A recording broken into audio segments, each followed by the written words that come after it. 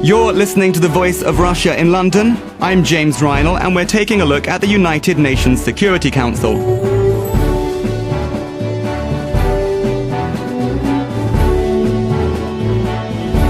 Ask the citizens of Syria's Hula region whether the architecture of international security is working, and they will probably say no. More than 100 men, women and children were massacred there on Friday with guns, tanks, artillery and knives. UN monitors and many countries blame the Syrian government for orchestrating atrocities against its own people.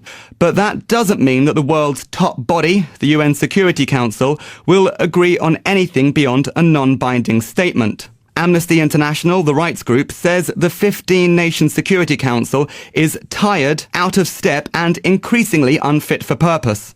The group says that countries like Russia and China use their veto privilege to nix action that could save lives. One option is ditching the veto. Emerging economies want a more representative and larger Security Council. Washington hawks say it is redundant and tout an alliance of democracies as a more legitimate instrument of international power. So, does Syria showcase that the UN Security Council is a defunct organ? Should we reform the institution, or scrap it and devise a system that doesn't pick and choose when to save lives? Or is it the best mankind can muster in an often lawless and scary world? To probe these questions, we're hosting a discussion in our London studios. I'm joined by Steve Crawshaw from Amnesty International, Jonathan Steele, a correspondent for The Guardian newspaper, Stephen Schlesinger from the liberal think tank The Century Foundation, over the line from New York, and Mark Entin from the Moscow State Institute of International Relations. Okay, to get the ball rolling, I'd like to get a single-sentence answer from each of you to the following question. First of all, to you, Steve Crawshaw from Amnesty International. Is the UN Security Council fit for purpose? I believe that the Council is not fit for purpose. I think that everything that we've seen in the past year especially of turning its head away from everything, the terrible things that are happening on the ground of Syria, remind us of that. This is not the first time. We saw with Sri Lanka a few years ago. We've seen in past years many other examples. But the thing is, they have an absolute responsibility for prompt and effective action. Those are the words of the Charter. In terms of maintaining international peace and security, they have signally failed to do that, and I really think that needs to change. And the question to you, Jonathan Steele, is the UN Security Council fit for purpose? I think it's about as good as we can possibly get. After all, it is member states. Don't blame the UN, blame the member states. And as long as we have tension in international relations, we'll have it reflected in the Security Council as well, and we'll never get away from that. And over to you in New York, Stephen Schlesinger. I would say that, yes, the UN Security Council is effective given the circumstances we all live in. The fact is that if we didn't have the veto power, countries like Russia, China, and the U.S. would leave the UN, so we have to live with what we have to live with. And over to you in Moscow, Mark. The United Nations fits the purpose, but we do not forget that it's only an instrument, and it's an instrument in the hands of the states, members of the Security Council. So the lack of will or mutual understanding is what makes United Nations act or not act. Okay, Steve Crawshaw from Amnesty International. Most of the other guests were saying that it's possibly a warts and all organisation, but the best we can get. Now, your organisation, Amnesty International, is calling for some kind of change to the nature of the Security Council. I'm going to start with you, and I'm going to ask you to go back a little bit and explain what the UN Security Council is and how this veto power works. The Security Council was set up after the Second World War, and its main purpose is what's described as the maintenance of international peace and security. And clearly agreeing with what a number of the other participants have said, we are better off with something than without anything at all. It plays a role.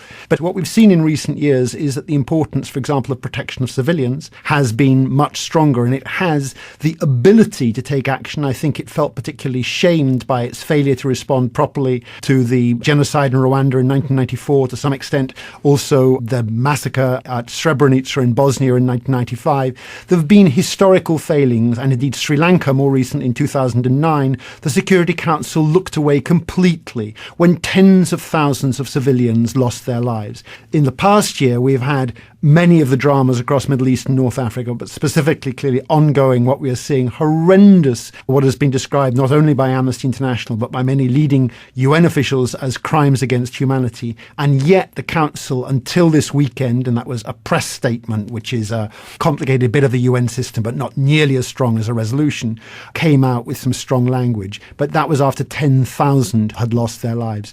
So as others in this group have said, yes, of course, it is the government. It's not the UN system as such that we're looking at. But nonetheless, this is the body which the government set up as part of the UN. And the way that it's working at the moment tends to go back to a lowest common denominator. And it feels to us that that is addressable. There's been a lot of discussion in past years, and we're eager to put that back onto the agenda of the possibility of not using veto where genocide or crimes against humanity are being discussed.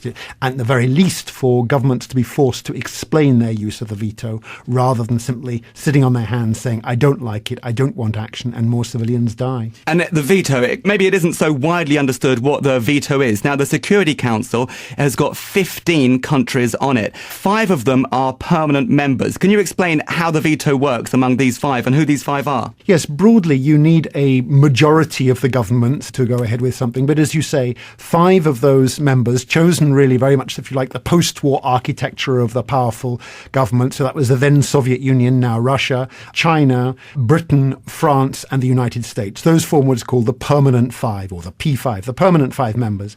Each of those Permanent 5 members are allowed, if they vote against, that is a nixing vote, if you like. It becomes a veto. Whereas the other 10 members, who are on rotating 2-year terms on the Council, are chosen from all around the world, all of the members of the United Nations. Those 5, though, obviously have a particular responsibility in the sense that they can simply put up their hand and say, no, I don't like it. And that's what we've seen on a number of occasions on Syria. We have also seen it in different ways previously on Sri Lanka, on Burma and other issues. It can be literally lifting the hand to say no, or of course in the discussions leading up to a resolution, if it becomes clear that one of the governments is not going to vote in favour, people will sometimes back off even putting the resolution onto the table. And that's a serious problem. And we're talking in particular about Syria now because this is the most pressing situation that the Security Council has been charged with dealing with, where we understand there have been atrocities committed over the past months of conflict, and in particular just before the weekend in the Hula region, where more than 100 men, women and children were reportedly massacred.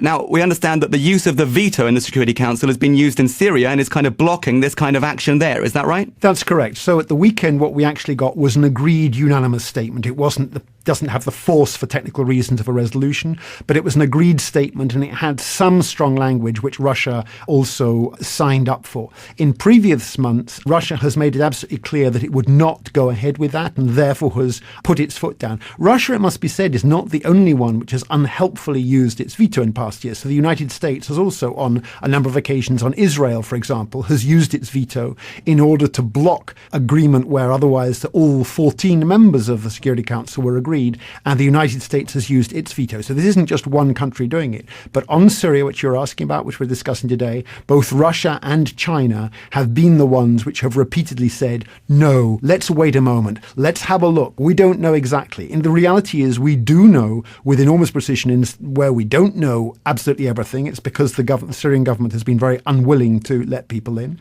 I wouldn't say, to be clear, that no crimes being committed. I mean, it is very possible, and we are seeing evidence now that rebel forces may be committing abuses as well. So it's not a matter of all of the violations are on one side. But the fact is, and both Ban Ki-moon, now Kofi Annan, Secretary General, and the Special Envoy have made clear that the Syrian government does bear a heavy responsibility.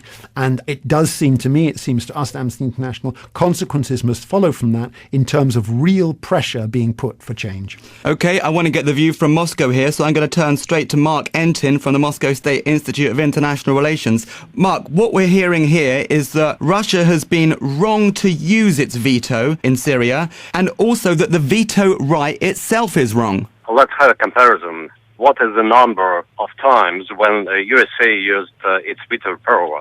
We will see that in comparison with Russian use of the veto power, it's much more seldom. So your argument isn't that Russia should have the right to the veto and that Russia has been correct in using this power to stop action on Syria. Your argument is just that, well, America has that right too, and America has done the wrong thing as well. Not at all. I just say that the Security Council is a tool. You cannot say that the Security Council is good when it is used by the United States or a couple of other countries. You cannot say that the Security Council is good because it's used by another couple of countries. So a Security Council could be efficient because it's just an instrument only when there is a unity among the members of the Security Council.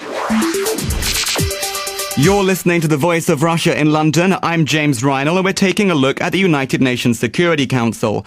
I'm joined by Steve Crawshaw from Amnesty International, Jonathan Steele, a correspondent for The Guardian newspaper, Stephen Schlesinger from the liberal think tank The Century Foundation in New York, and Mark Entin from the Moscow State Institute of International Relations. Turning to my guest in the studio, Jonathan Steele, we're talking about Syria, and we're talking about Syria as a case where the UN Security Council has been blocked from taking action because two of the permanent members, Russia and China, have got no appetite for action there. What do you think about what the international community should be doing in Syria, and what does that say about whether or not the UN Security Council is the organ to be able to implement it? Well, I think it goes back to last summer and the Libyan intervention, which the Russians and the Chinese allowed to go forward by not vetoing it. And they felt, and I think justifiably, that they were tricked because they thought they were coming in to support a humanitarian action, which was to protect civilians in the eastern city of Benghazi. But it was used by NATO and the United States and Britain and France, those three permanent 5 members,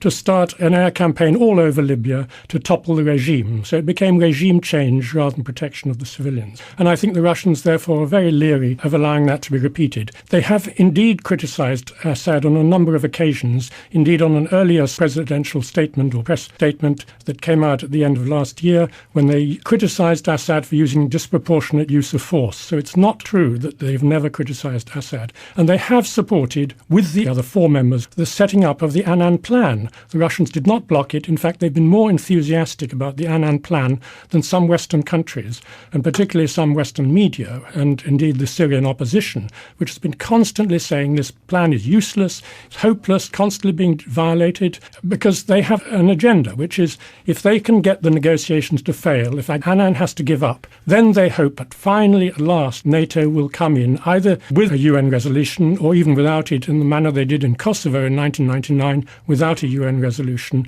and just took action against that regime.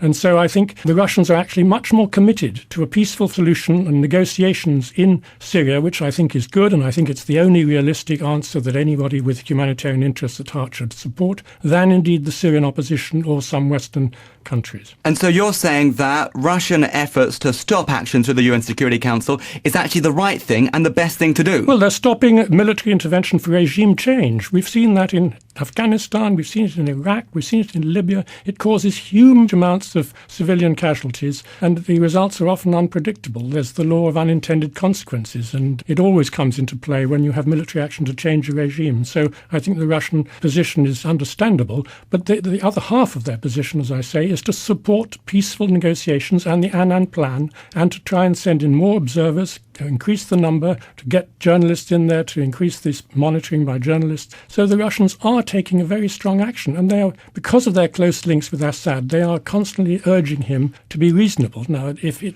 fails, that's not the Russian fault. They are trying. And the fact that they've got good links with Assad is very good because nobody else does. And just picking up on one other thing, you said that Libya, I couldn't tell if you were saying that was a good example of action or an example where action shouldn't have been taken. No, I was saying it was an example where there was UN unanimity.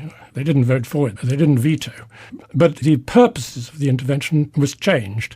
And so it became a regime change, and I think that is wrong. Is that entirely true? Because the resolution did use the phrase, all necessary measures. That's pretty tough language for a UN resolution. Yes, all necessary measures is tough language, and it's the normal standard use, meaning the use of force. They don't like to ever authorize the use of force, so they say all necessary measures. But what were the measures for? They didn't say to remove the regime of Gaddafi and to bring in a new regime. It said to protect civilians. Okay, now turning over to Stephen Schlesinger, I'd be really interested in your take on what the lack of action through the UN Security Council on Syria says about the organ. I think many of us are disappointed so far in what the UN Security Council has done on Syria. But I think we ought to balance the ledger a bit on this. I mean, after all, the UN Security Council has acted in many other crises. Libya is an example, Afghanistan, Ivory Coast. Already there are 15 or so peacekeeping missions which the Security Council has authorized. It's not a defunct body that cannot operate at all. In fact, the reason why people continue to go back to the Security Council is it has acted on many occasions in the past. Now, in the case of Syria, I think Jonathan Steele is absolutely right about the conditions under which Russia and China have viewed what's happening as regards how we bring about any peaceful settlement in Syria. But it's also an illustration of the sometimes incremental movement by the Security Council. Because there are these blockages due to vetoes, sometimes the Security Council cannot act quickly and does have to act in a more gradual way. But it doesn't mean that there has not been some movement, starting with the Annan plan and now this latest condemnation which happened on Friday. So I think we have to look at this over the long term and see that historical forces and the way they interact with the UN sometimes take time. And we still have months to play out in this crisis, and we'll just have to see where it goes. But I think the UN is likely at some point to act. And more broadly on the point that Steve Crawshaw raised, these failures of the United Nations Security Council to take action. We're talking about Syria now. You're saying it might act in the future, but we can go back to a number of situations where it failed to act. Protecting Tamil separatists at the end of the civil war in Sri Lanka, the 1994 Rwandan genocide, or the 1995 Srebrenica massacre. Don't these events tell you that the world needs something better? Let me put it this way. Between 1945 and 1989, when we had the Cold War going on, the Security Council basically didn't operate at all. I mean, there were a few rare occasions when the Soviet Union at that time was not present. For example, in the Korean War, when the Council rose to the occasion. So for practically the first two-thirds of the history of the United Nations, it really didn't play a role of any magnitude in world affairs. Since 1989, conceding the points you make about Rwanda and Bosnia on a few other occasions, it has taken a role in the first Gulf War, as I mentioned, Afghanistan, Libya. A lot of peacekeeping missions have been operating. So I think you have to look at this in a more balanced way and understand that, yes, the Security Council is an imperfect body. Yes, it was set up by the architects of 1945 based on power realities of that time as opposed to what it should be today. But it still functions, and it still has done some things which have been very good for the sake of peace in this world. You're listening to The Voice of Russia in London. I'm James Reinl, and we're taking a look at the United Nations Security Council. I'm joined by Steve Crawshaw from Amnesty International, Jonathan Steele, correspondent for The Guardian newspaper, Stephen Schlesinger from the liberal think tank The Century Foundation over the line from New York, and speaking to us from Moscow is Mark Entin from the Moscow State Institute of International Relations.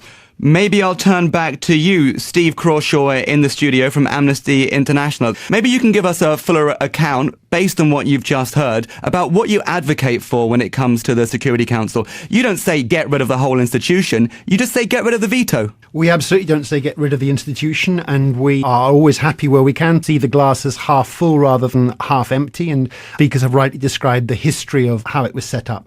To tick other issues that came up, I mean, the use of the US veto, yes, we absolutely have criticised that as well, where it's been used as a blocking tool. And we're not expecting overnight perfection. But the thing is, it has so signally failed both on Syria and Sri Lanka. And that is a case where already something called the Small Five group of countries have put onto the table of saying we ought to have to make the veto something either that you don't use, or if you're using it, then at the very least you need to explain why you're doing. You have to be able to defend it. And it shouldn't be the case that because somebody, as in the case with Russia and Syria, for example, has massively friendly relations and an extremely important arms dealing relationship, that therefore they will keep quiet on what's happening in Syria, and accepting Jonathan's point that some language was used, but broadly, again and again and again, strong language was punished. We oughtn't to be forced to make this a question of should there be a possibility of armed intervention or not. The reason that we're in a very, very bad place with Syria today and so late coming to some strong language, this means that 10,000 civilians have already lost their lives. If stronger action had been taken, which really just meant the Security Council waking up to what was happening on the ground at a much earlier time, after all, the unrest in Syria has been going on for more than a year and has been met with deadly force by the government forces from the start. The violence on the side of the protesters started way down the line. In other words, if we were able to address this at an earlier stage, many, many lives could have been lost. And that, in a more general sense, helps for the international peace and security in the world, which the Security Council is tasked to be responsible for. And I do believe that in the 21st century, in a situation where there is a fuller understanding, the Cold War is long over, and we can all be glad for that. But the fact that his understanding that the protection of civilians matters, no matter who backs them, it's not a matter of whose side is responsible for supporting this country or that country. The protection of civilians matters, full stop. It matters for human reasons, and it matters for the international peace and security of the world. Jonathan Steele's point was a bit broader than that, though, wasn't it? There hasn't been a strong idea of what intervention should take place in Syria, and the Russian decision to stop action and to use its veto in the UN Security Council was actually the right thing to do, because there are no easy answers there. I don't think anybody's suggesting there are easy answers there, but we've seen this with the Security Council repeatedly. When strong language comes from it, even condemnatory language, which can, of course, be criticised for being, quote, only words, but actually even, quote, only words can be extremely important, and the lack of those in past occasions, we've seen how it gives a kind of green light to those who are continuing with the killing to feel they can do it. If the Security Council is looking away, then it's regarded as fine. So that's what we were lacking in the past year, let alone putting the extra pressure of saying we need to have human rights observers in and on the ground. You need to accept these human rights observers. Now we have some observers, but it took a long, long time to get there, let alone the kind of sanctions, the kind of standard array of pressures that the Security Council is entitled to put. And that comes long before you're thinking about armed intervention, which clearly Amnesty has no brief for supporting that. It can be extremely problematic,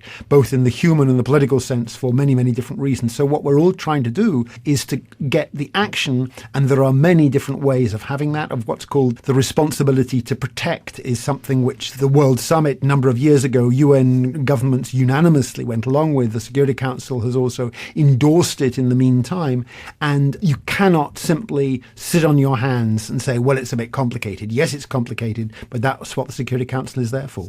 Mark Entin in Moscow, I'll put that one over to you. I've heard lots of different arguments for how the Security Council could be reformed over the years, but this is a tangible one. The permanent 5 members of the Security Council, Russia, China, the United States, the UK and France, if they use their veto, they should at least have to explain why they're using it. Yes, of course. And you may just follow the discussion inside the Security Council to be quite aware of this fact. So it's very difficult to achieve a peace when there is a civil war situation or a religious war situation. Of course, everybody is responsible for the losses of human lives. You must do your best to prevent such kind of losses. And for this purpose, Security Council seconded Annan mission and sent him to see what could be done by international community to achieve stable peace and reconciliation. Without reconciliation between different camps, stable peace will not last a moment. So what's needed?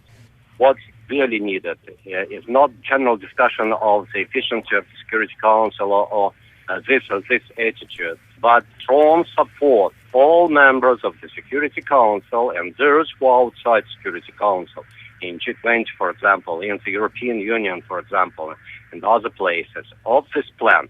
Because if such kind of support is lacking, it's much more difficult to achieve its ends. So the main idea is to overcome crisis to achieve stable peace on the basis of what was seconded by the Security Council. As far as the discussion of the reform of the Security Council, it has been discussed for many years now. There are special structures, special framework for negotiations to look what could be done to enlarge the Security Council, to make it more representative, to comprise all new players who could make their value added to the work of the Security Council. But such kind of changes could be done only when there is a consensus between major players. So what's needed is a consensus how to reform, who must be new players, new members of the Security Council. and in what sequences it must be done.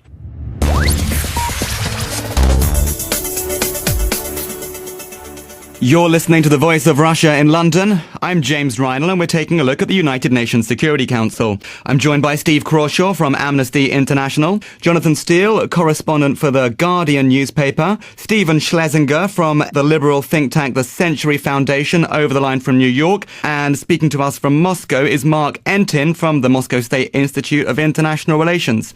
Okay, we're running out of time here, so I'd just like to quickly turn back to Jonathan Steele and Stephen Schlesinger and find out whether or not you agree with Steve Crawshaw from Amnesty International's point that the UN Security Council does need to pay more attention to protection of civilian lives, and whether or not there's any way that we can make the institution work more in that direction. First of all, to you, Jonathan? No, I definitely think they should. And in a case like Sri Lanka, the UN has had a report saying how many civilians were killed, and the government was largely responsible, and the government should now have an inquiry. So they are pushing. And we shouldn't forget the UN other agencies. I mean, the UN is not only the Security Council, it's all these tremendous agencies like the World Food Programme, UNHCR for refugees, that do a terrific amount of work day in, day out without any publicity. And we don't want to throw that out of the window. So I think, let's, to use Steve Crawshaw's phrase, look at this thing half full and half empty. I think the UN is a tremendous organisation. There are faults there, but we should not undermine it by saying it's useless. And Stephen, in New York? I think that the reform of the Security Council is unlikely over the next decade or so. There's been many efforts over the last 67 years by smaller states to either eliminate the veto or broaden the veto and change the composition of the council itself. And none of them have gone anywhere. And the fact is the 5 countries that hold a veto like the status quo and are unlikely to change it. So I think we have to appreciate that reality and work within it. Now, within it, there are possibilities. Right now, there have been discussions of a Yemeni-type solution in Syria, and apparently Russia has shown some interest in that, where you remove the president, but you put in a new president who at least represents some of the constituencies that already are in control. So I think the Security Council, again, within the limitations that it has to face, is flexible enough and still dynamic enough to deal with the issue that is ongoing right now in Syria. Okay, and I'll turn back to you, Steve Crawshaw from Amnesty International, for a final comment. The other guests seem to be agreed that the UN Security Council, warts and all, take it as it is. I think we need to believe in the achievable. The body is there. It can do more. It hasn't done more. I mean, we're talking of the different tools at its disposal. One we didn't talk about, if you're seeking a stable peace, is accountability. These things can be referred to the International Criminal Court. It's wonderful that court now exists. The UN High Commissioner for Human Rights has also said that she believes it's appropriate. But the Security Council needs to intervene, as it has done on Libya and on Darfur, but failed signally on Syria. That kind of accountability, that's the kind of thing which can help give us a peaceful future and have an enormously important role. That was Steve Crawshaw from the rights group Amnesty International saying that the United Nations Security Council needs to raise its game when it comes to protecting civilians in countries like Syria. I was also joined by Jonathan Steele, correspondent for The Guardian newspaper, Stephen Schlesinger over the line from New York from the liberal think tank The Century Foundation, and over the line from Russia by Mark Entin from the Moscow State Institute of International Relations. You're listening to The Voice of Russia in London. I'm James Reinl. Stay tuned for the latest update of what's making headlines around the world.